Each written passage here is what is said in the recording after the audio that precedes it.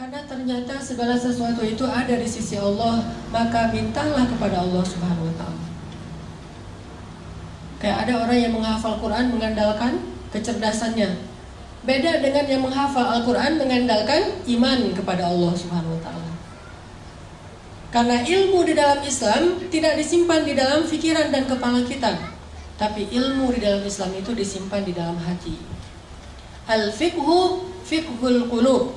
Pemahamannya itu dilakukan dengan hati. Mungkin teman-teman ada yang pernah dengar cerita Abdullah ibnu Mas'ud menghafal Al-Quran 1 juz hanya dengan sekali dengar. 1 juz loh hafalannya dengan cuma sekali dengar.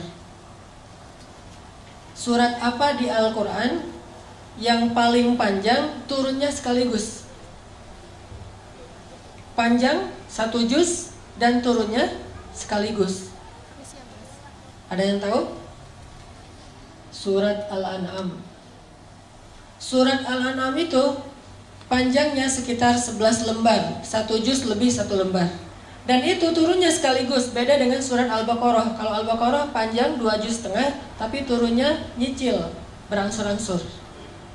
Kalau surat Al-An'am 1 juz turunnya sekaligus. Datang Jibril, terus Jibril membacakan surat Al-An'am kepada Rasulullah. Rasulullah dengar aja. Setelah Nabi selesai mendengar, kata Jibril, ya Muhammad, coba kamu ulangi. Diulang oleh Rasulullah dari ayat pertama sampai selesai 1 juz, tidak ada yang salah. Ini kemampuan hafalan Nabi SAW. Udah gitu Nabi ngumpulin para sahabat. Ayo kumpul, halumu ilayya. Ayo kumpul ke sini. Telah turun ayat kepada saya yang lebih saya cintai daripada dunia dan seisinya, yaitu surat Al-An'am yang dibuka dengan kalimat pujian Alhamdulillah. Terus Nabi bacain nih surat Al-An'am 1 juz. Bayangin teman-teman, para sahabat selama mendengar Nabi membaca Al-Quran 1 juz, gak ada para sahabat yang bergerak sama sekali. Gak ada yang bergerak. Sampai para ulama bilang seandainya merpati bikin sarang di atas kepala mereka, jadi itu sarang. Saking khusyuknya. Para sahabat itu mendengar Nabi baca surat Al-An'am 1 juz dan khusyuk. Nggak ada yang bergerak sama sekali. Diam aja dengerin.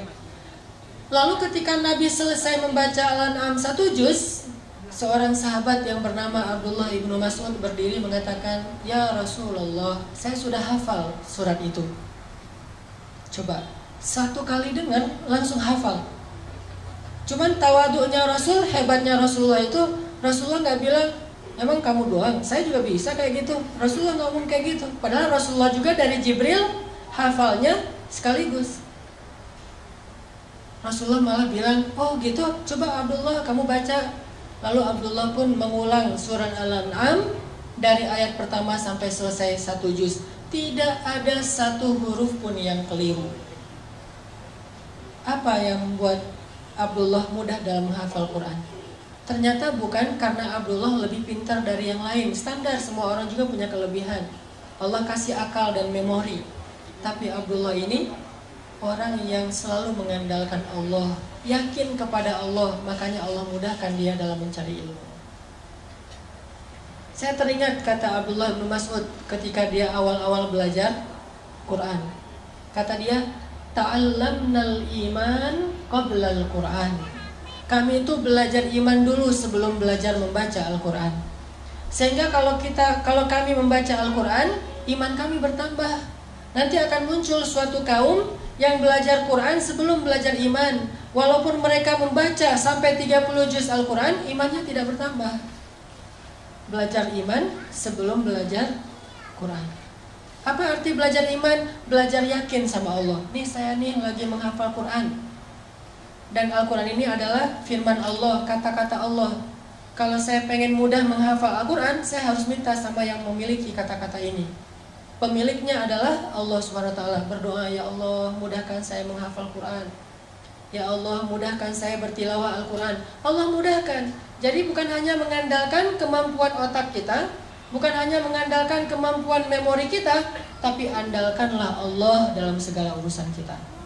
Mulai dari belajar ilmu, mengamalkan ilmu, beribadah, bekerja, apapun, andalkan Allah Subhanahu wa taala. Jangan bikin Allah kecewa sama kita. Jangan buat Allah ilfil sama kita. Kalau Allah udah berpaling dari kita, kalau Allah udah unfollow kita nih, itu udah bahaya. Jangan sampai Allah unfollow. Apa unfollow-nya kalau dalam bahasa Al-Quran? Baro'atun minallah. Allah udah gak mau terlibat lagi dalam urusan kita. Jadi orang kalau misalnya mengandalkan Allah, dia akan melihat banyak keajaiban teman-teman dalam hidupnya. Pasti teman-teman sebagiannya mungkin pernah dengar cerita ketika awal-awal dulu saya berangkat Mesir. Itu ngandelin Allah banget tuh. Pulang dari Mesir juga kayak gitu. Dan Allah itu emang suka ngasih kejutan. Yang namanya kejutan, kita nggak boleh tahu duluan. Kalau tahu duluan namanya bukan kejutan. Ini nggak jelas nanti kayak gimana jadinya. Masa saya harus memilih pilihan-pilihan yang belum pasti? Udah, kalau itu Allah ridho, berarti pasti. Kalau pilihan kita itu Allah senang, berarti pasti. Pasti apa? Pasti ditolong. Pasti dikasih keajaiban. Pasti dikasih kebaikan. Itu pasti. Asalkan pilihan kita itu pilihan yang diridhoi Allah. Makanya kalau memilih sesuatu itu, minta ke ustadz atau ke kiai, tanya dulu mana yang Allah suka di antara dua pilihan. Namanya istifta. Setelah istifta, kalau masih galau juga, misalnya ada 5 pilihan. 5 pilihan ini tanya ke kiai, Pak Yai, ini ada 5 pilihan dalam hidup saya. Kira-kira yang Allah ridhoi yang mana nih? Kata Pak Yai, 3 ini nggak baik, tinggal 2 berarti yang Allah ridhoi. Masih galau kan? Baru istikharah. Jadi istiftah baru istikharah. Istiftah itu apa? Minta pendapat ulama dulu, mana yang Allah ridhoi. Kalau yang Allah ridhoi itu masih ada 2, dua-duanya baik, baru istikharah, minta Allah yang memilihkan mana yang terbaik di antara yang baik. Libatkan Allah. Doa itu harus jadi kebiasaan kita. Ada apapun, doa. Mau garam, minta sama Allah. Garam aja minta kepada Allah. Sebutir beras, minta kepada Allah. Apapun minta kepada Allah. Karena Allah itu emang suka kalau kita meminta kepadanya. Kalau ada orang yang bilang malu banyak minta ke Allah, mending kita beramal aja, gak usah minta. Sesungguhnya para nabi itu suka meminta kepada Allah. Dan salah satu di antara nabi yang suka meminta kepada Allah itu namanya Ibrahim. Inna Ibrahim la'awwahun halim. Ibrahim itu awwahun. Awwah itu kata ulama tafsir, da'a. Da'a itu artinya suka meminta, suka berdoa. Masalah sepele, berdoa. Sehingga kalau kita sudah melibatkan Allah dalam hidup kita, Allah Subhanahu wa ta'ala itu punya banyak cara untuk menyelesaikan masalah kita. Kayak doa Ibrahim pas beliau dimasukkan ke dalam api. Itu kan masih ABG gitu kan, Ibrahim pas masuk ke dalam api.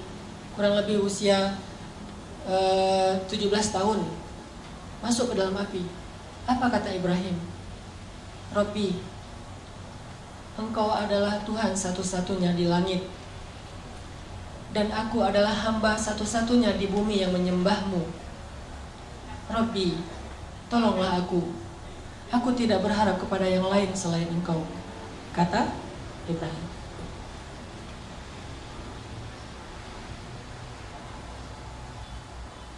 Gimana kata Ibrahim? Rabbi, Engkau satu-satunya Tuhan di langit, dan aku satu-satunya hamba yang menyembahmu di bumi. Tolonglah aku tidak meminta kepada selain Engkau. Terus datang malaikat nih. Datang malaikat Jibril. Terus Jibril bilang, ya Ibrahim, mintalah apa yang kamu butuhkan, saya akan bantu. Jibril menawarkan bantuannya. Apa kata Ibrahim? Amma ilaika fala. Kalau kepada kamu, tidak. Saya tidak butuh bantuan siapapun selain bantuan pencipta alam semesta. Jadi kalau kita udah ngelibatin Allah utuh, Walaupun dalam hidup kita, teman-teman, boleh kita minta bantu ke manusia, tapi hati kita nggak boleh bergantung kepada manusia.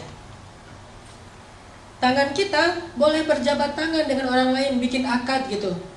Saya terima nikahnya, akad jual beli gitu ya.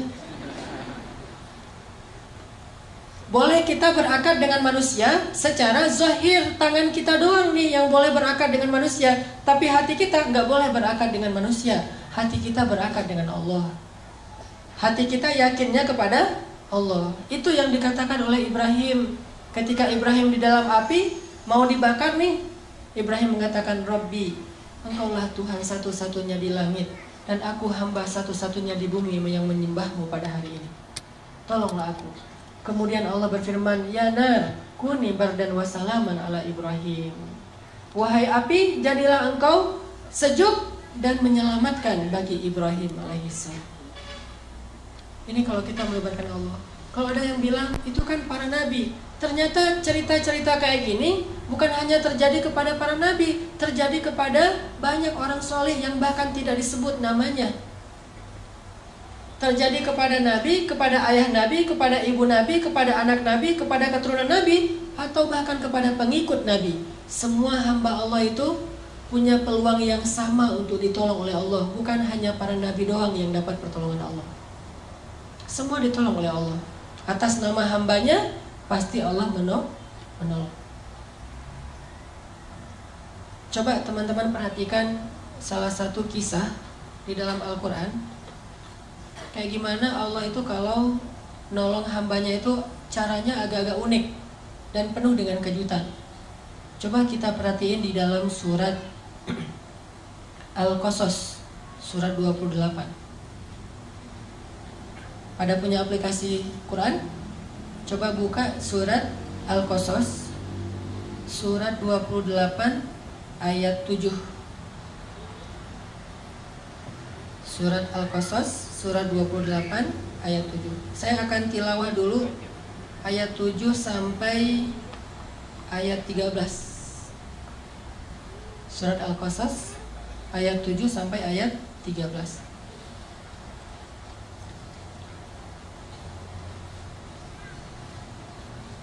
A'udzu billahi minasy syaithanir rajim. Bismillahirrahmanirrahim. Wa auhayna ila ummi Musa an ardi'i fa idza khifti 'alayhi fa'alqihi fil yammi wa la takhafi wa la tahzani inna radduhu ilayki wa ja'iluhu minal mursalin. Faltaqatahu alu fir'auna liyakuna lahum aduwwan wa hazana inna fir'auna wa hamana wa junudahuma kanu khati'in. Wa qalat imra'atu fir'auna qurratu 'aynin li wa lak la taqtuluhu 'asa an yanfa'ana aw nattakhidahu waladan wa hum la yash'urun. Wa asbaha fuadu ummi Musa farigha in kadat latubdi bihi laula arbatna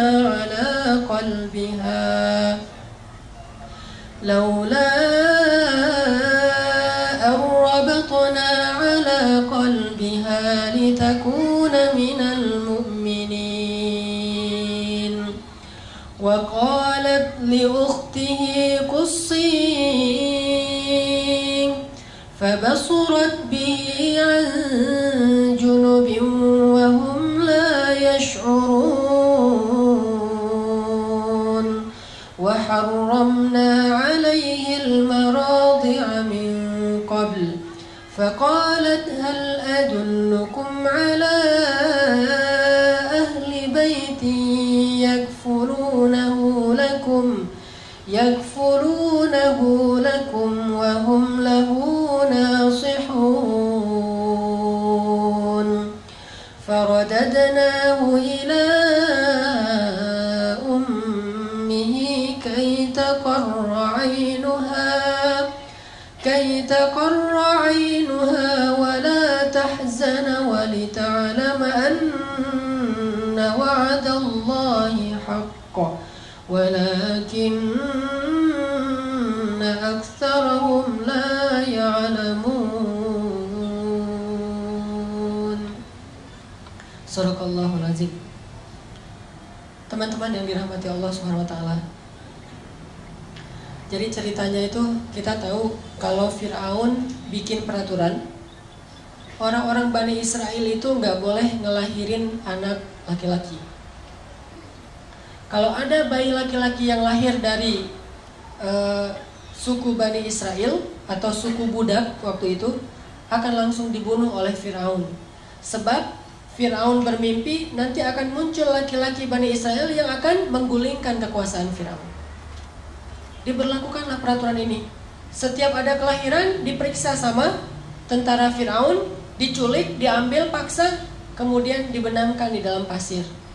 Kemudian dilemparkan ke dalam sungai Nil. Kemudian diberikan kepada serigala. Kemudian disembelih hidup-hidup. Kemudian diberikan sebagai makanan singa di dalam kandang singa milik Fir'aun. Semua bayi Bani Israel itu dibunuh. Sampai akhirnya setelah sekian tahun laki-laki Bani Israel itu banyak yang sudah wafat karena udah tua, yang bayinya juga dibunuh, terjadilah kelangkaan. Susah mencari laki-laki Bani Israel. Sedangkan orang Mesir butuh laki-laki Bani Israel sebagai budak untuk bekerja, buat piramid, menggembala ternak-ternak mereka, jadi tentara-tentara dari para golongan budak. Setelah generasi laki-lakinya habis, akhirnya Bani Israel hanya bisa mengandalkan perempuan. Dan pastinya tidak bisa maksimal seperti laki-laki karena tenaga laki-laki lebih kuat dari perempuan. Walaysa dzakaru kal unsa. Barulah Firaun mengevaluasi kembali peraturannya, terus dia ganti. Yang tadinya setiap kelahiran bayi laki-laki dibunuh, sekarang diganti. Setahun boleh melahirkan bayi laki-laki, setahun lagi gak boleh. Tahun ganjil kalau lahir laki-laki, bayi laki-laki itu selamat. Tahun genap dibunuh, selang-seling. Dan qadarullahnya, Harun lahir di tahun ganjil, sehingga dia selamat, kakaknya Musa. Sedangkan Musa lahir di tahun genap. Pas Musa lahir, anak laki-laki, ibunya langsung khawatir, tahun ini gak boleh melahirkan anak laki-laki. Langsung dicari sama tentara Firaun. Akhirnya Allah menyampaikan ilham kepada ibu Musa, mengilhami ibu Musa melalui mimpi agar dia menghanyutkan bayinya di sungai Nil menggunakan satu kayak keranjang gitu.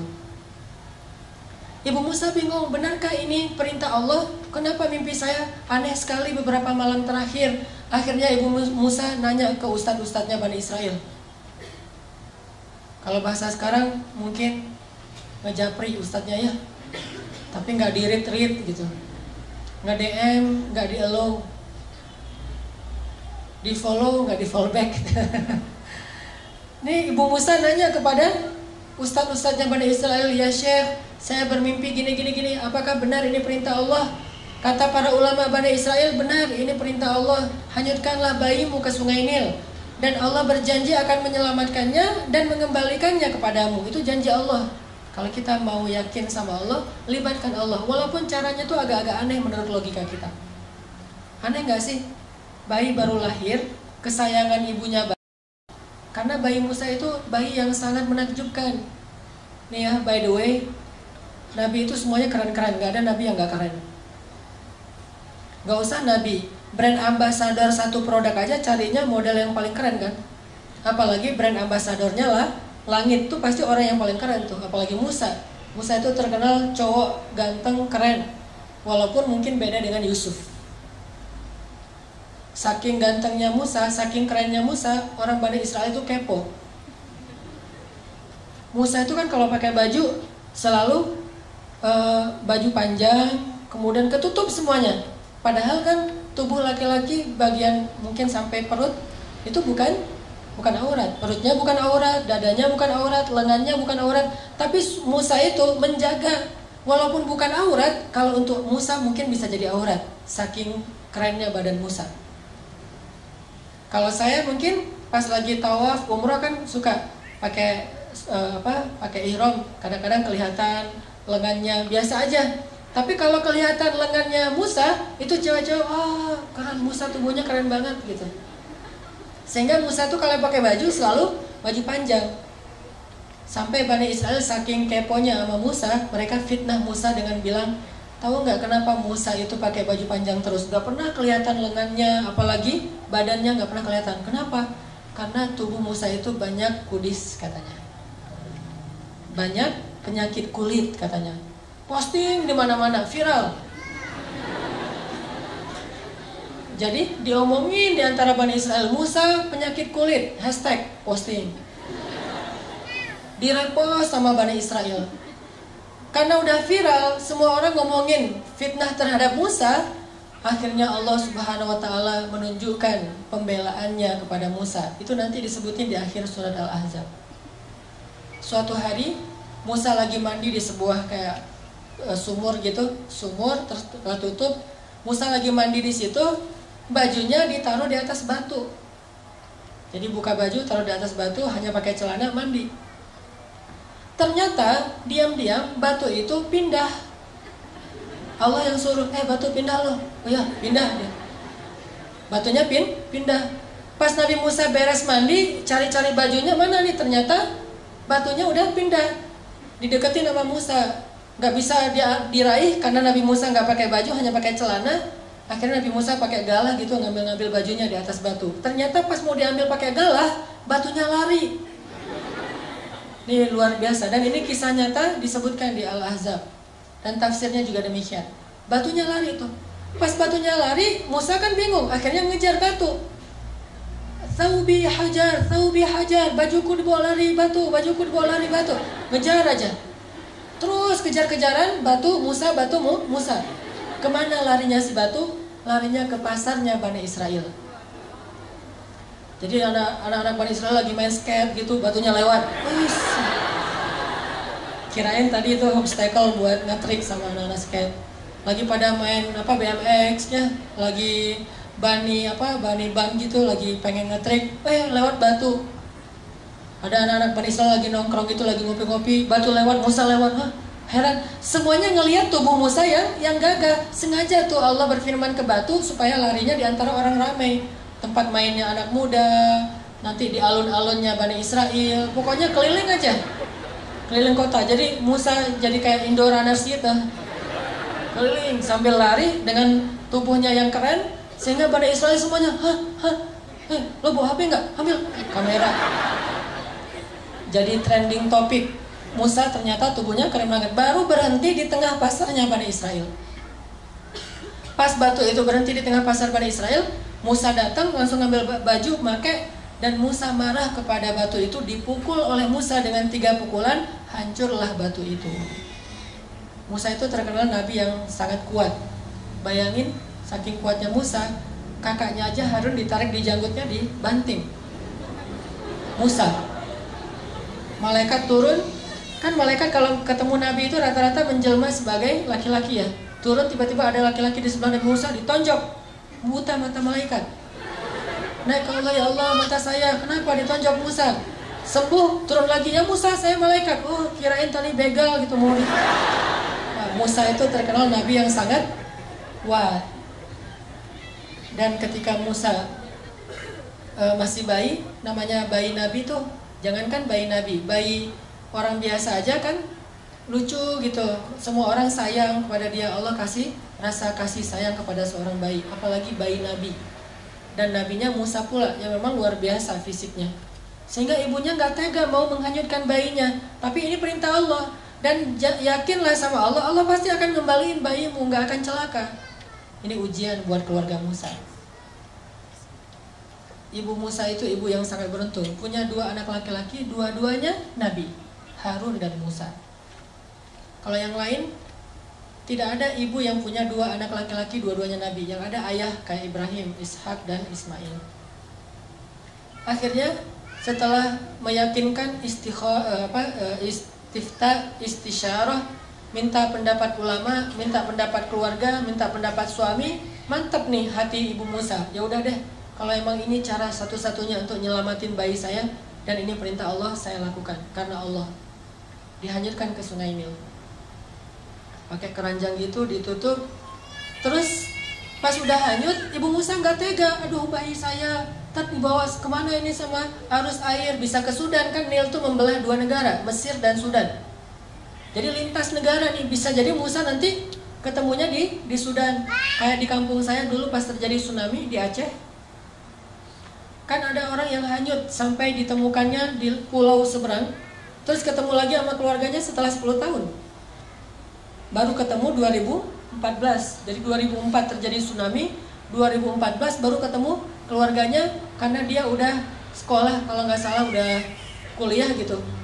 Udah kuliah ke daerah Aceh Selatan. Ketemu sama keluarganya 10 tahun loh.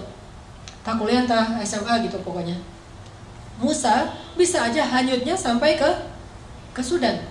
Akhirnya ibunya bilang ke mbaknya Musa, Mbak, kusih itu artinya cari tahu gimana kabar adikmu. Akhirnya mbaknya Musa menyusuri Sungai Nil.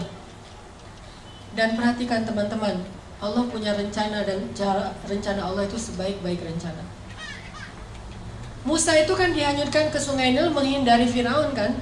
Tapi malah ini tabut atau keranjangnya Musa hanyutnya masuk ke sebuah selokan yang mengarahkan dia ke istananya Firaun. Jadi masuk ke sebuah selokan air yang air itu nanti ujung-ujungnya ada di istana Firaun. Dihindarkan dari Firaun, malah didatangkan kepada Firaun oleh Allah. Allah punya rencana. Masuk ke selokan itu, hanyut sampai ke pemandian keluarga Firaun. Ditemukan sama dayang-dayangnya Firaun. Pas dibuka, bayi kecil yang luar biasa dikasih kepada istri Firaun. Lalu ketika diberikan kepada istri Firaun langsung jatuh hati kepada bayi Musa. Dan qadarullah, waktu itu istri Firaun belum punya anak, sehingga dia pengen banget punya anak laki-laki. Dipanggil sama istri Firaun ke suaminya, Fir, aku dapat bayi loh gitu. Kan manggilnya Fir, sini loh, aku lagi dapat bayi nih. Bayi yang mana? Pas dilihat sama Firaun itu walaupun dia zalim, jahat, dia itu pintar. Namanya juga keturunan raja, kan Firaun itu julukan raja-raja Mesir. Kalau raja Yaman julukannya Dhu, kayak Dzun Nuwas, Dzulqarnain. Jadi Dhu itu Yaman. Kalau kayak di Mesir itu Firaun. Nah, Firaun ini karena keturunan raja, bukan orang bodoh, dia tahu ini bayi Bani Israel yang dibuang karena takut dibunuh. Akhirnya Firaun mengatakan, ini pasti bayi Bani Israel akan saya bunuh. Kata istrinya, Fir, kan kita nggak punya anak udah berapa tahun. Saya pengen banget punya anak. Kalau kamu mau bunuh dia jangan sekarang deh. Kasih saya waktu untuk bisa bersenang-senang dulu dengan dia. Qurratu ainin li walak. Mudah-mudahan anak ini bisa menjadi kesenangan buat saya dan buat kamu. Kata Firaun, laki la liya. Untuk kamu ya, untuk saya enggak. Ya udah kamu simpan aja sesuka kamu. Kalau udah bosan kasih ya, biar gua bunuh. Gitu. Kata Firaun. Disimpan dipelihara oleh istrinya Firaun. Pas dipelihara, ternyata hari pertama itu haus, nangis. Bayi Musa nangis dan istri Firaun. Ada yang bilang ini Asia, ada yang bilang bukan. Sebutlah misalnya Asia. Asia nggak punya ASI, akhirnya Asia pun membuat sebuah audisi menyusui di Mesir. Bikin spanduk segala macam iklan di TV, audisi ibu menyusui. Siapa yang bisa menyusui anak istana, anak raja, maka dia akan diberikan kekayaan yang sangat banyak dan akan diangkat sebagai salah satu keluarga angkat raja. Wah, ibu-ibu pada ngantri pengen ikut audisi. Ngantri lama. Ada ratusan orang yang pengen ikut audisi. Satu demi satu datang untuk menyusui Musa. Musa tidak mau. Semuanya pada menyusui. Enggak. Kalau sekarang mungkin gimana? Kalau aku sih yes, nggak tahu mas, anak gitu ya. Nah, ini artinya Musa nolak semuanya. Sampai akhirnya udah semuanya beres, yang mau menyusui nggak ada yang bisa. Di paling belakang itu kakaknya Musa, mbaknya Musa ikut audisi juga, ngantri. Sama pengawal ditanya, mau ngapain kamu sini? Saya mau ngantri. Ini untuk menyusui, ya saya akan menawarkan kepada keluarga istana, ada satu orang ibu yang bisa menyusui bayi ini. Ya udah, akhirnya dibawalah ibu Musa, dan ketika didekap oleh ibu Musa, maka Musa langsung menyusui kepada ibu kandungnya. Dan sejak saat itu Asyah mengangkat keluarga Musa sebagai keluarga angkat istana. Tinggal di istana, digaji oleh istana.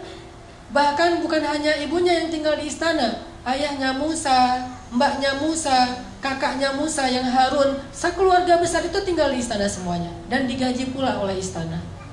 Itulah sebaik-baik rencana Allah. Coba teman-teman bayangin, kalau ibu Musa terus ngumpetin bayinya, disembunyikan bayinya dari Firaun, mungkin selama-lamanya hidup mereka dalam pengejaran, dalam keadaan tidak nyaman, susah mencari nafkah, tinggal di hutan belantara. Tapi berhubung pakai cara Allah, akhirnya Allah punya rencana yang paling baik, sampai akhirnya keluarga ini bisa tinggal di dalam istana musuh yang justru mereka hindari selama ini. Suatu malam Asyah lagi gendong bayi Musa, lucu gitu, ketawa. Kalau kata orang Jawa mungkin ngeklek ya. Jadi Musa bayi itu ketawa sama Asyah, wah digendong-gendong ketawa. Firaun dari jauh ngeliat aja. Terus Asyah bilang kepada Firaun, Fir, sini dong, ini bayinya lucu banget loh, coba kamu gendong sekali aja. Kata Firaun, enggak, dia mah bukan bayi saya. Coba aja, siapa tahu kalau kamu udah gendong, kamu jadi senang sama dia. Karena dipaksa-paksa sama Asyah, udah diambil sama Firaun. Pas digendong, Musa yang tadi ketawa-ketawa tiba-tiba langsung cemberut melihat Firaun. Pas lihat Firaun, Musa langsung berubah wajahnya, yang tadi senang sekarang marah. Firaun heran, tanya Asyah, ini kenapa nih bayi ini pas ngelihat saya jadi marah kayak gini? Emang ada masalah apa dia sama saya? Kata Asyah, mungkin belum kenal, coba kamu dekap lebih dekat lagi. Didekap lebih dekat lagi, pas udah dekat, maka Musa pun menarik jenggotnya Firaun sekeras mungkin sampai tercabut banyak dari jenggotnya Firaun dan berdarah. Tarik sama Musa. Wah, Musa bayi itu ngelawan Firaun, jenggotnya ditarik. Gimana kalau udah dewasa? Ini kekuatan Musa. Akhirnya pas jenggotnya Firaun ditarik, Firaun emosi dilempar bayi Musa. Ini benar-benar bayi celaka segala macam, dia ngumpat-ngumpat, dia marah-marah, didekap oleh Asyah. Asyah nangis karena bayi kesayangannya dilempar oleh suaminya. Kemudian Firaun memutuskan, besok saya akan membunuh bayi ini. Pasti ini nih yang saya dapat dalam mimpi. Dan Asyah sudah tidak bisa mengubah keputusan suaminya untuk membunuh bayi tadi. Akhirnya suatu malam, sepanjang malam Asyah memeluk Musa, nangis, sepanjang malam nangis sama ibunya Musa. Tiba-tiba Allah kasih ide, ilham ke dalam pikirannya Asyah, gimana cara menyelamatkan Musa. Pas paginya Asyah bilang kepada Firaun, suamiku, saya tidak akan menghalangi kamu untuk menghukum bayi ini. Tapi sebelum engkau menghukum dia, beri saya satu kesempatan supaya semakin yakin, apakah bayi ini sadar ketika mencabut janggutmu atau tidak sadar. Kalau dia sadar, silakan kamu hukum. Kalau dia tidak sadar, maafkanlah dia. Karena dia hanya bayi, anak kecil yang tidak ngerti apa-apa. Kata Firaun, gimana cara membedakan dia sadar dan tidak? Kata Asyah, taruhlah bayi ini di tengah, di sebelahnya ditaruh bara api, di sebelahnya lagi ditaruh roti. Kalau bayi ini sudah bisa berpikir, dia akan memilih roti. Tapi kalau bayi ini namanya juga anak kecil nggak ngerti, dia mungkin akan memilih bara api. Kalau dia memilih roti, maka hukumlah dia. Tapi kalau dia memilih bara api, maafkanlah dia. Ditaruh Musa di tengah. Oh, logis juga nih kata Firaun. Ya udah dicoba aja deh. Pasti dia akan milih roti. Masa api panasnya juga udah menjauh kan? Dia pasti akan ngambil roti atau kayak permen gitu. Ditaruh Musa di tengah, di sini bara api, di sini makanan. Ternyata Musa bangun dari duduknya, mengambil bara api, dimakan oleh Musa, dan kemudian Musa kesakitan dan menangis. Sejak saat itulah lidah Musa menjadi luka dan menjadi agak cacat. Baru sembuh nanti ketika ketemu lagi Firaun itu berdakwah. Di situ ada doa, Rabbi shrah li sadri wa yassir li amri wahlul 'uqdatan min lisani yafqahu qawli. Mudahkanlah lisan saya berucap ya Allah supaya dia faham. Gara-gara apa lisan Nabi Musa itu bermasalah? Gara-gara makan bara api. Pas makan bara api langsung dia muntahin lagi. Dia nangis-nangis karena kesakitan. Dipeluk oleh Asia, diberi obat. Dan ketika itu Asia mengatakan, tuh lihat bayi ini gak ngerti apa-apa. Masa kalau dia ngerti dia mau makan bara api, maafkanlah dia wahai suamiku. Akhirnya Firaun mengatakan, ya udah berarti dia emang bayi yang gak ngerti apa-apa, dimaafin. Selamat Musa. Lihat cara Allah menjaga hambanya. Allah itu punya banyak rencana. Allah itu maha kuasa. Jadi kalau kita ngandelin Allah, selalu ada jalan keluar. Sesulit apapun kondisi kita, kalau kita ngandelin Allah, selalu ada jalan keluar. Hanya kadang-kadang kita nggak sabar menunggu datangnya jalan keluar itu. Padahal jalan keluar Allah itu Allah datangkan melalui jalan kesabaran. Jadi kalau kita pengen dapat pertolongan Allah, jalannya itu adalah sabar. Tunggu sampai datangnya pertolongan Allah. Karena menunggu datangnya pertolongan Allah itu ibadah. Kayak orang sakit, menunggu sembuh itu ibadah. Orang yang miskin menunggu dapat rezeki sambil berikhtiar itu ibadah.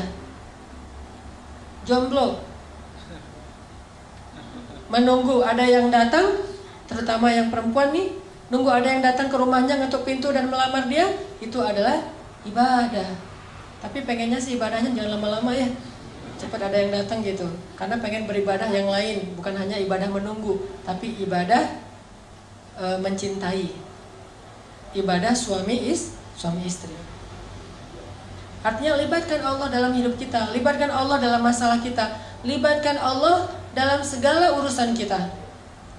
Tidak ada yang kecewa ketika melibatkan Allah dalam urusannya. Saya teringat kisah seorang ibu di Mesir. Ini kisah nyata dan terjadi sekitar 20 tahun yang lalu lah di Mesir. Jadi ada seorang ibu janda dengan satu anak bayi dan tidak ditinggali apa-apa oleh suaminya. Suaminya meninggal dalam keadaan miskin. Dan ibu ini juga keluarga besarnya orang miskin semuanya. Tidak ada yang mampu. Akhirnya setelah dia menjadi janda, dia kerjanya ganti-ganti. Kadang jadi pembantu di rumah orang, kadang di pasar, segala macam. Pokoknya nggak punya pekerjaan tetap untuk bisa menafkahi bayinya.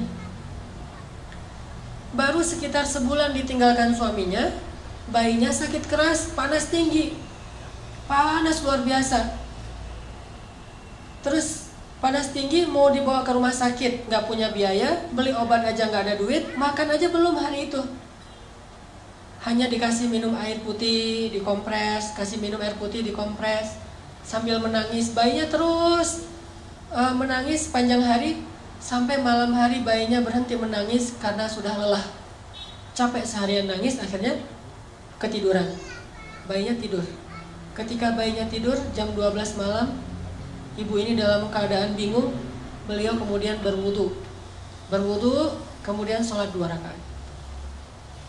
Setelah selesai sholat 2 rakaat, ibu ini berdoa kepada Allah, Robbi, saya ini adalah perempuan yang tidak punya wali, tidak punya suami, tidak ada yang menafkahi saya. Sedangkan saya punya seorang anak dan dia sekarang sakit. Suami saya baru meninggal. Dia curhat sama Allah. Jadi kalau kita doa sama Allah tuh curhat dulu. Jangan to the point. Ya Allah minta ini, minta itu. Curhat dulu kayak Nabi Zakaria. Kayak gimana doa Nabi Zakaria? Rabbi inni wahanal 'azmu minni washta'ala ar-ra'su shayba wa lam akum bidu'aika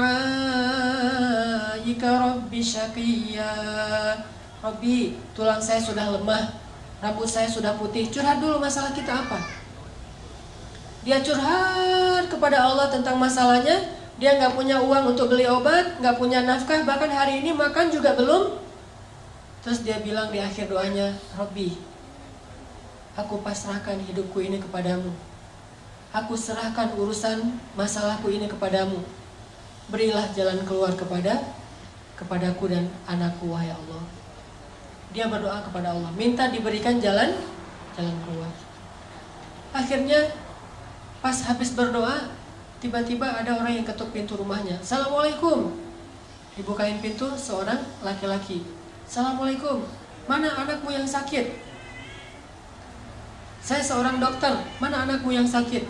Akhirnya ibu ini heran, dokter datang ke rumahnya sendiri padahal dia nggak manggil. Ditunjukin, dokter ini meriksa bayi itu, diperiksa sama dokternya. Setelah diperiksa, dibuatin resep obat. Terus dokternya bilang kepada ibu, nih resep obatnya, silakan dibeli obatnya di apotek segera. Ini kasihan anaknya udah terlalu panas dan harus segera diberikan obat. Terus saya mau pulang, silakan diselesaikan administrasi, minta bayar. Ibu ini bingung pas dokternya minta bayaran. Kata ibu ini, dokter, saya nggak punya uang. Terus dokternya bilang, terus kalau ibu nggak punya uang, ngapain ibu telepon saya? Tengah malam, jam 1 malam nelfon saya. Kata ibu ini, saya tidak telepon dokter. Terus dokternya keluarin kertas alamat. Ini benar nggak nih alamat rumah ini? Tadi yang nelfon soalnya nyebutin alamatnya ini nih.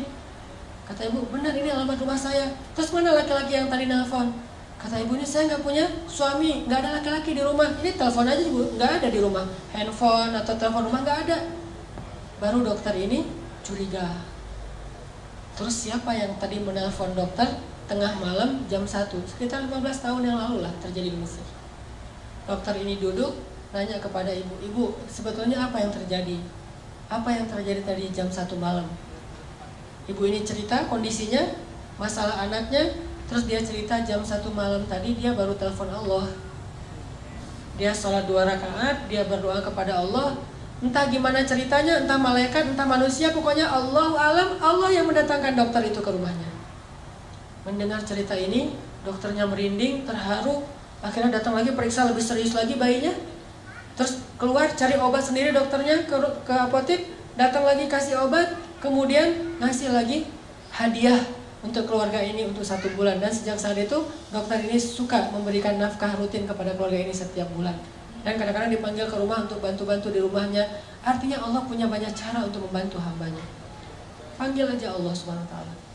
Ada apa-apa, telepon Allah. Dan telepon Allah itu paling enak tuh, gak pernah di-reject. Nelfon manusia, di-reject tuh. Nelfon, kan suka ada tulisan saya lagi meeting, lagi nyetir, kan ya? Atau lagi galau gitu kan, bisa juga custom, bisa tulis sendiri lagi galau. Itu kalau nelfon manusia. Kalau nelfon Allah, nggak pernah Allah nggak reject telepon hambanya. Ujibu da'watad da'i idza da'an. Saya pasti akan ngangkat telepon orang yang nelfon saya. Kalau kita analogikan dengan telepon, pasti Allah angkat. Sesibuk apapun Allah, kulla yaumin huwa fi sya'n. Setiap hari itu emang Allah sibuk, tapi Allah nggak pernah disibukkan. Sibuk ya, tapi disibukkan nggak. Allah punya banyak urusan ya, tetapi tidak pernah kewalahan. Telepon Allah. Dan telepon Allah itu nggak perlu hafal nomornya. Aduh, nomor telepon Allah berapa ya? Belum di save misalnya. Nggak perlu, tinggal bilang Allah, langsung ke connect ke langit. Nomor telepon Allah itu cuma bilang Allah aja. Rabbi, ilahi, bebas, nomornya banyak. Dan semuanya aktif, nggak ada nomor itu sudah tidak aktif. Sudah apa misalnya? Nggak ada. Allah pasti mengangkat telepon kita. Dan menelpon Allah itu nggak ngabis-ngabisin kuota, nggak ngabis-ngabisin pulsa, sama sekali gratis. Nggak makan pulsa, nggak ngabisin kuota, nggak perlu hafal nomor, nggak ada yang misalnya lagi telepon dengan yang lain jadi kita nunggu dulu ngantri. Nggak. Telepon Allah itu paling mudah ketimbang nelpon manusia. Ada masalah tinggal bilang ya Allah. Allah langsung mengatakan abdi alaka hajah, wahai hambaku apa kebutuhanmu. Bahkan di waktu tertentu Allah yang datang kepada kita, bukan cuma kita telepon Allah jarak jauh, Allah datang kepada kita. Sepertiga malam terakhir Allah turun ke langit dunia. Terus Allah mengatakan, adakah orang yang membutuhkan pertolongan aku tolong? Hal min dhi hajah. Adakah orang yang butuh ampunan aku ampuni? Adakah orang yang butuh keajaiban aku berikan? Keajaiban dalam hidupnya Allah sendiri yang nanya kepada kita. Jadi ada masalah sedikit, telepon Allah. Minta Allah terlibat dalam urusan kita. Gak usah khawatir karena Allah itu akan mengangkat telepon kita. Allah gak mungkin ngecewain hambanya yang berdoa kepadanya. Langsung hubungi Allah. Dan tahu cara supaya doa kita itu benar-benar langsung menggetarkan arasy? Kalau kita pengen doa kita itu menggetarkan arasy, Pas kita telepon Allah itu deringnya tuh kenceng, berdoalah dengan hati. Doa itu bukan hanya dengan suara yang lantang, walaupun itu juga kadang dibolehkan. Tapi ada doa yang suaranya lirih, tapi arus di langit itu bergetar. Doa siapa? Yang pelan banget, tapi arusnya bergetar. Doa Nabi Yunus alaihissalam. Subhanaka inni kuntu minadh dhalimin.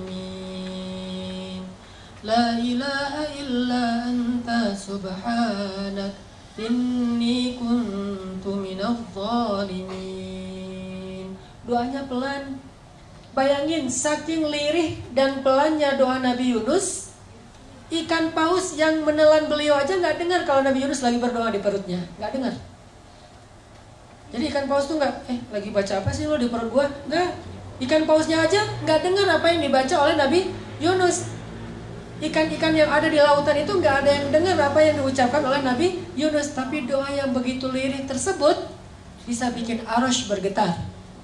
Sampai malaikat-malaikat yang membawa arasy bertanya, "Ya Allah, ini suara siapa yang menggetarkan arasy? Suara siapa yang begitu lirih? Suara siapa yang begitu lembut? Kasihan dia ya Allah, siapa itu ya Allah?" Kata malaikat arasy. Kata Allah, "Itu hambaku Yunus yang meminta ampun kepadaku." Apa kata para malaikat? "Ya Allah, kasihan dia, ampuni dia. Ampuni dia ya Allah, ampuni." Terus malaikat mengaminkan doa-doa Nabi Yunus. Sehingga Allah mengatakan, "Wahai para malaikat, aku telah mengampuni dosanya." Doa suaranya pelan di dalam perut ikan, bahkan ikan yang menelannya aja nggak dengar, tapi arus Allah bergetar. Kenapa? Karena doa ini bukan dengan suara yang keras, tapi dengan hati yang yakin kepada Allah. Kalau kita mau mengilmiahkan tuh gampang sebetulnya. Saya pernah nonton di Nat Geo yang animal. Itu hewan, terutama dalam waktu tayangan itu lagi ngomongin tentang gajah. Gajah itu, teman-teman, kalau manggil temennya yang jauh, itu manggilnya pakai suara frekuensi rendah namanya. Suara frekuensi rendah. Apa arti suara frekuensi rendah? Orang nggak bisa dengar suara itu. Walaupun orangnya ada di sebelah gajah, tapi nggak bisa dengar. Sedangkan temennya yang jarak 10 kilo, itu bisa dengar. Itu ilmiah banget, dan itu terjadi dalam kehidupan kita. Gajah itu kalau lagi manggil temennya itu nggak ada suara. Kalau dia bersuara kencang, itu bukan lagi manggil yang jauh, lagi manggil yang dekat, lagi guyon gitu. Jadi sekelompok gajah kalau lagi guyon suaranya keras, tapi kalau lagi manggil yang jauh, dia nggak pakai suara yang seperti kita dengar. Justru suaranya itu tidak terdengar. Taunya dari mana? Taunya bagian telinganya itu akan begini, yang tadinya agak ke samping, sekarang tiba-tiba jadi tegak gitu. Terus bagian pipinya yang dekat telinga itu kembang kempis. Berarti dia lagi mengeluarkan suara frekuensi rendah. Jarak 10-15 kilo kedengaran suara itu oleh gajah yang lain. Kapan dia memanggil temannya? Kalau lagi banyak makanan. Misalnya nih gajah lagi ada di kebun tebu. Wah, tebunya banyak banget nih, gua nggak bakalan habis makan sendiri. Manggil temen sini banyak tebu gitu. Di mention ke temannya. Pas teman-temannya mendengar ada banyak tebu, terus di mana? Oh udah, lo kirim aja Sherlock gitu, dikirim Sherlock sama gajah. Jadi suara itu bukan hanya memberitahu, tapi juga ada sinyal share location, di mana temannya itu bisa langsung pakai Waze. Jadi pakai Waze atau pakai Maps gitu, Google Maps, terus langsung nemu, nggak akan kesasar, nggak akan mungkin salah jalan. Habis lampu merah, belok kanan, belok kiri gitu-gitu, turn right, turn left gitu-gitu deh. Dan itu terjadi dalam kehidupan kita. Suara yang gak bisa didengar oleh orang di sebelah ternyata bisa didengar dari jarak 10 kilo. Itulah suara yang frekuensi rendah. Dalam doa kepada Allah kadang itu berlaku loh. Doanya tuh pakai frekuensi rendah. Bahasa surat Maryam frekuensi rendah itu nidaan khafiyah, suara yang rendah, suara yang lembut. Dzikru rahmati rabbika 'abdahu Zakaria idh nada rabbahu nidaan khafiyya. Di ayat ketiga surat Maryam. Nidaan khafiyya, suara yang lembut, suara yang rendah. Tapi suara yang lembut ini menggetarkan aras yang jaraknya entah berapa miliar tahun cahaya. Jadi kalau kita mau telepon Allah, telepon pakai hati yang yakin. Ilahi, Robbi, suaranya gitu doang. Bahkan mungkin teman di sebelah juga nggak ngerti apa yang kita omongin. Tapi Allah Sami'ud du'a. Allah itu sangat bisa mendengar apa yang kita ucapkan. Minta sama Allah, sal tu'toh, minta pasti dikasih. Itu kalimat janji Allah tuh, sal tu'toh. Kamu minta pasti dikasih, gak usah khawatir. Ada lagi kisah di zaman Harun ar-Rasyid, seorang ulama, seorang ahli ibadah yang difitnah. Dia difitnah berzina, sehingga sebelum dia disidang dan diputuskan akan dicambuk, maka dia dipenjara dulu. Pas dia dimasukin ke penjara, digembok penjaranya, ada pengawalnya, dia di dalam. Suatu saat habis dia di penjara, Khalifah Harun ar-Rasyid pergi ke masjid sholat. Pas sampai di masjid, Harun ar-Rasyid melihat orang yang tadi di penjara itu sudah ada di dalam masjid, lagi sholat sunnah. Ar-Rasyid bingung nih, kayak mirip tadi, kayak pernah ketemu orang ini di mana ya? Oh, ini yang tadi di penjara nih, kenapa ada di sini? Siapa yang lepasin dia? Setelah selesai sholat, orangnya udah nggak ada, balik ke penjara, ngelihat dia di dalam penjara. Harun ar-Rasyid bertanya kepada pengawal, apakah kalian membukakan pintu sehingga dia bisa sholat ke masjid? Kata pengawal, tidak. Dan dari tadi juga dia di dalam. Harun ar-Rasyid bingung. Besok ke masjid lagi, dia ada di masjid juga. Balik ke penjara, dia di dalam penjara. Ini orang bisa hilang gitu. Akhirnya Harun ar-Rasyid mengganti cara menghukum dia. Tidak lagi di penjara, tapi diasingkan. Ditaruh di tengah padang pasir atau di pulau mana gitu. Ditaruh di sebuah pulau atau di tengah padang pasir. Pokoknya diasingkan aja. Setelah diasingkan, para pengawal ini kemudian pulang. Ketika pengawal ini pulang sampai di gerbang kota, mereka menemukan dia sudah ada duluan di gerbang kota. Padahal tadi ditinggal di tengah padang pasir. Dia udah ada di dalam gerbang kota. Terus pas Harun ar-Rasyid ke masjid, dia udah ada duluan di dalam masjid. Sampai akhirnya Harun ar-Rasyid curiga, ini orang luar biasa, orang solih nih. Tapi kenapa dia dibilang berzina? Dipanggil oleh Harun ar-Rasyid, ya fulan, siapa kamu? Kenapa kamu bisa ada di mana-mana gitu? Dia mengatakan, saya itu difitnah, saya tidak berzina. Kayak Yusuf pernah difitnah. Dan ketika Tuhan memenjarakan saya, berarti Tuhan telah menjauhkan saya dari rumah Allah Subhanahu wa Ta'ala. Lalu saya berdoa, ya Allah, saya rela jika saya difitnah, tapi jangan biarkan saya jauh dari rumah-Mu ya Allah. Beri saya kesempatan untuk tetap sholat di masjid-Mu. Sehingga akhirnya entah gimana ceritanya, pokoknya dia bisa sholat di masjid aja, balik lagi ke penjara, sholat lagi ke masjid, balik lagi ke penjara, tanpa harus membuka gerbang penjaranya. Dan ini kisah nyata terjadi di zaman Harun ar-Rasyid. Akhirnya orang ini dibebaskan, dan Harun ar-Rasyid juga belajar tentang ketaatan kepada Allah dari orang ini. Artinya kalau orang melebarkan Allah, banyak hal-hal yang ajaib, surprise terjadi dalam hidupnya. Kalau kita nggak percaya, itu alasan kenapa keajaiban tidak terjadi dalam hidup kita. Begitu kita ragu, tidak ada keajaiban. Keajaiban itu hanya Allah berikan kepada orang yang yakin 100% kepada Allah. Kalau ada masalah, minta sama Allah. Saya pernah beberapa kali, mungkin teman-teman juga pernah ngalamin pengalaman spiritual pribadi. Kayak misalnya kehilangan sesuatu. Saya tuh dulu pernah mau usaha, awal-awal pulang dari Mesir, saya punya modal $1.000, pengen bikin usaha gitu. Saya nggak mau nyebutin nama usahanya, cuman bagi saya usaha itu kayak syubhat. Takutnya rezekinya nggak halal banget gitu. Syubhat itu kan ragu antara halal dan haram. Saya ragu nih, boleh nggak nih usaha kayak gini? Soalnya nanti hasilnya jadi gini. Saya khawatir. Akhirnya gara-gara itu jadi galau, mikir, ya udah deh, saya tahan dulu, saya hold dulu, nggak jadi usaha itu. Saya berdoa kepada Allah, ya Allah, saya kan nggak jadi bikin usaha itu karena takut rezekinya nggak halal. Berarti saya melakukannya karena Engkau ya Allah. Kalau begitu, beri saya yang lebih baik daripada ini. Baru saya berdoa kayak gitu malam hari, besoknya dapat tawaran untuk pindah ke Bandung. Jadi istri saya di Jawa, kita dapat tawaran untuk pindah ke Bandung. Pas pindah ke Bandung, istri saya awal-awalnya ngajar, saya nggak ngajar.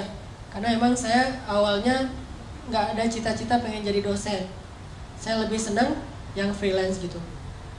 Waktu itu karena emang kita baru-baru pindah ke Bandung dan masih dalam keadaan susah, ngontrak rumah di sebuah rumah kecil dekat pembuangan sampah di tengah kota Bandung.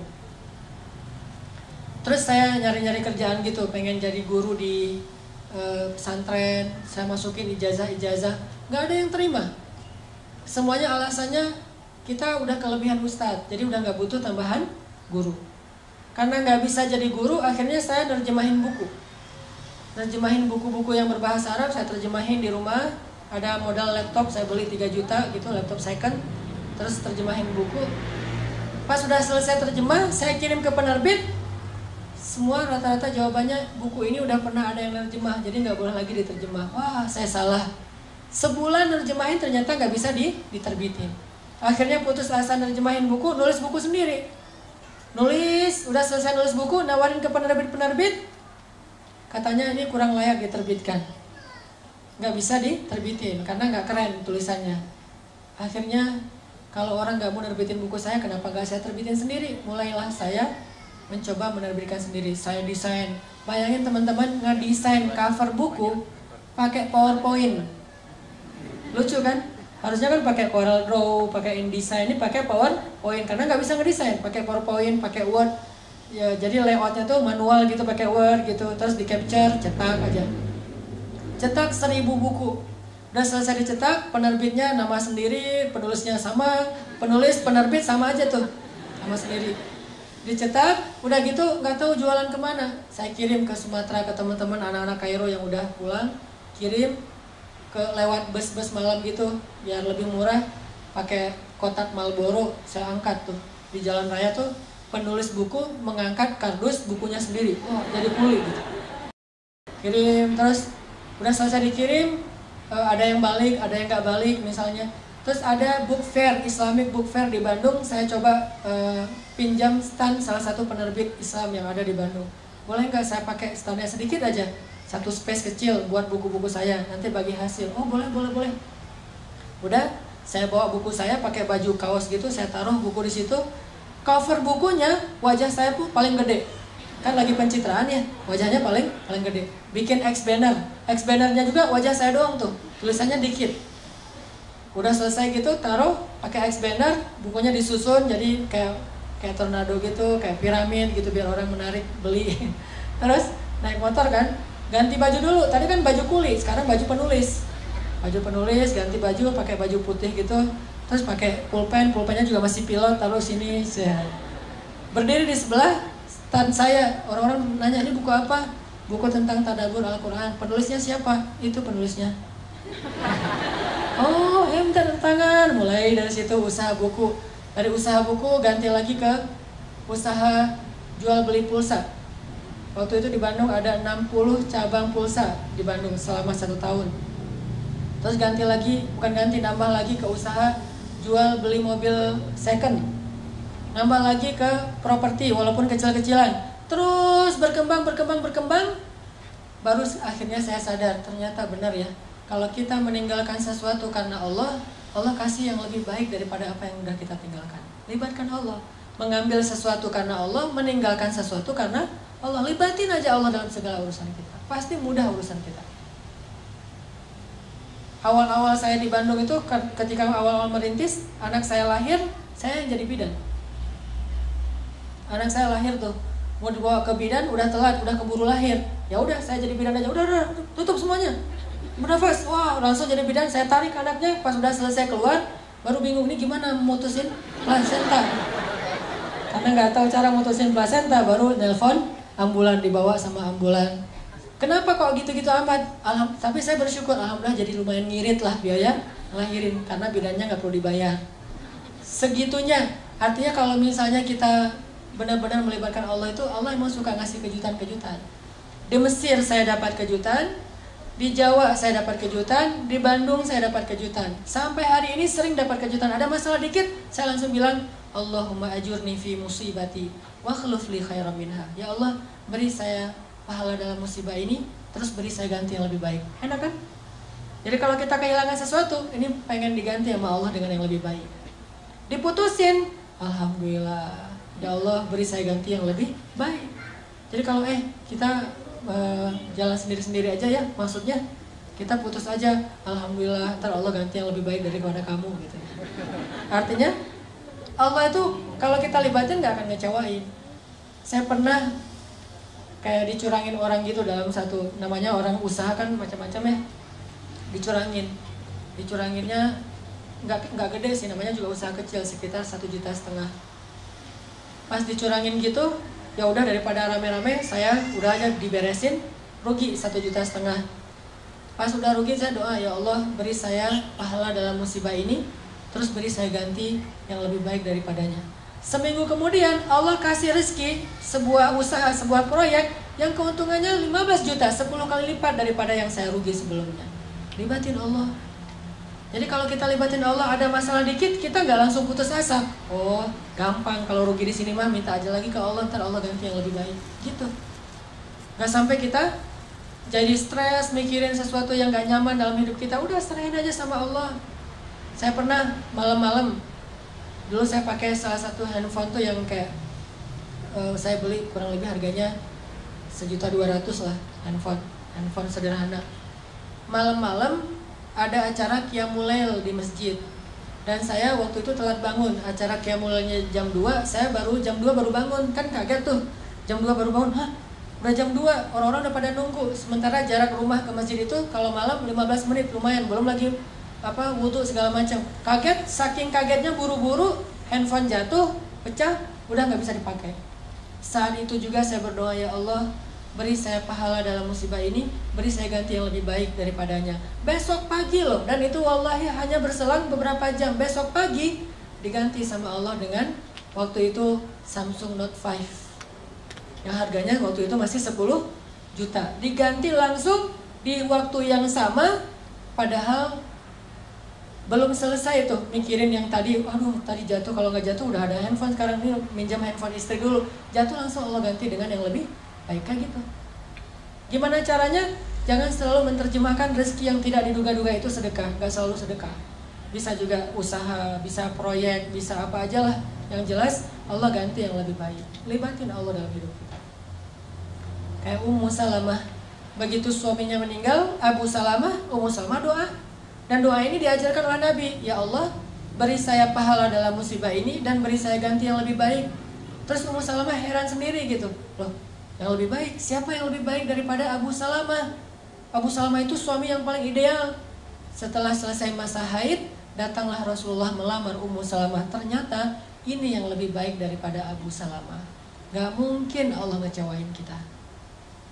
Itu teman-teman yang dirahmati Allah. Yuk kita belajar sama-sama berhijrah kepada Allah. Bukan berhijrah ke suatu tempat, dari luar masjid ke masjid, bukan. Tapi berhijrah kepada Allah. Dan Allah ma'akum aynama kuntum, dimana bersama kita dimanapun kita berada. Di masjid, di kantor, di jalan, di rumah, dimanapun Allah bersama kita. Jadi kalau kita hijrahnya ke Allah, artinya kita ada masalah dikit, telepon Allah, insya Allah Allah akan selalu menyertai kita, dan Allah akan selalu menjaga kita. Ihfazillah yahfazka. Jaga hubungan kamu sama Allah, Allah yang akan menjaga hidup kamu seutuhnya. Mudah-mudahan ini jadi booster buat kita, jadi penyemangat buat kita dalam mendekat kepada Allah, terutama dalam berdoa. Mulai sekarang coba koleksi lebih banyak doa. Mulai sekarang coba koleksi lebih banyak doa. Doa sehari-hari, mulai doa makan, doa tidur, doa segala macam, termasuk doa-doa yang bisa kita baca di dalam sujud. Karena ketika sujud itu waktu yang paling baik untuk berdoa. Kalau kita sujud nggak tahu baca apa, itu rugi. Karena waktu sujud itu dekat banget sama Allah SWT. Jadi perbanyak aktsiru minad doa, perbanyak doa ketika kita sujud. Mudah-mudahan ini bermanfaat. Barakallahu wa lakum. Langsung dilanjutkan dengan muhasabah. Ya, kita muhasabah bersama-sama. berdoa kepada Allah Subhanahu wa taala, mudah-mudahan Allah Subhanahu wa taala memberikan kepada kita keberkahan dalam hidup kita, keberkahan dalam rezeki kita, dan keberkahan di dalam usia kita. Ilahi, Anta Rabbi la ilaha illa Anta. Ilahi, ij'alni laka dzakkarin, laka syakkarin. Allahumma ilaika aslamna wa bika amanna wa alaika tawakkalna wa ilaika anabna wa bika khasamna. Na'udzu bi'izzatika an tudillana antal hayyul ladzi la yamut wal insu wal jinnu yamutun. Ya Allah ya Rabbi, kepadamulah kami berserah diri, kepadamulah kami beriman ya Allah, kepadamulah kami serahkan urusan hidup kami, kepadamulah kami kembali, kepadamulah kami bergantung, hanya kepadamulah kami berharap ya Allah. Kami yakin Engkau maha mendengar doa-doa hamba-Mu. Kami yakin Engkau tidak akan mengecewakan orang yang datang kepadamu. Kami yakin rahmat-Mu mendahului kemarahan-Mu. Kami yakin karunia-Mu maha luas. Kami yakin Engkau maha pemaaf ya Allah. Kami yakin Engkau maha pemurah ya Allah. Karena dengan kemurahan-Mu lah kami mendapatkan kebahagiaan dalam hidup ya Allah. Hidup kami adalah kemurahan-Mu ya Allah. Hidup kami adalah rahmat-Mu ya Allah. Hidup kami adalah anugerah dari-Mu ya Allah. Engkau maha segala-galanya. Semua kebaikan ada di tangan-Mu ya Allah. Semua kebaikan ada di dalam genggaman-Mu ya Allah. Ilahana, hari ini kami berkumpul, bersimpuh di sini. Kami memohon ampunan dari-Mu ya Allah. Tidaklah kami melangkahkan kaki kami dari rumah kami ke sini